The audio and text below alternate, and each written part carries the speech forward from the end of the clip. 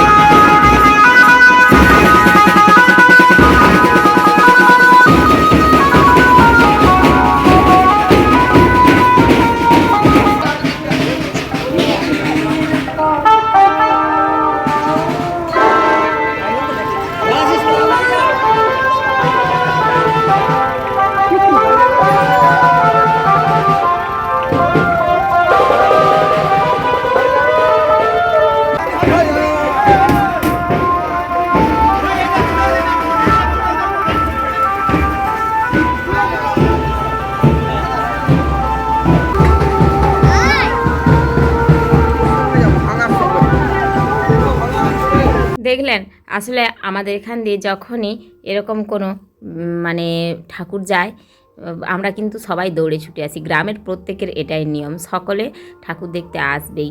আর আমাদের এখানে তো প্রায়ই হয়ে থাকে ঠাকুরের পুজো বা উৎসব, মানে পাড়ার সবাই মিলে করা হয়। যেমন এই কয়েকদিন আগে আমাদের পাড়ায় সবাই মিলে করলাম আমরা সন্তোষীর পুজো। এখন ওদের মানে আমাদের পাশের পাড়াতে হবে ওই দক্ষিণা কালীর পুজো। ওটা দক্ষিণেশ্বরের কালী ঠাকুর, রামকৃষ্ণ দেব এবং হচ্ছে যে সারদা দেবীও রয়েছেন। তো চলুন এবার রান্নাটা সেরে নিই। আমাদের মতো আপনারাও নিশ্চয়ই ছোটোবেলায় এইভাবে মানে ঠাকুর গেলেই আপনাদের বাড়ির পাশ দিয়ে আপনারা নিশ্চয়ই এইভাবে দেখতেন। আমরাও কিন্তু দেখি, যখন কোনো ঠাকুর যায় আমরা সব ঠাকুরগুলোই এভাবে মানে দেখতে ছুটে যাই। সবাই আমাদের এখানে সবাই প্রত্যেকেই ছোটে একটু ঠাকুরকে দর্শন করার জন্য। আর যারা যারা শহরে থাকেন তারা হয়তো এভাবে বেরোন না, কিন্তু গ্রামাঞ্চলে এটাই নিয়ম, সবাই যায়।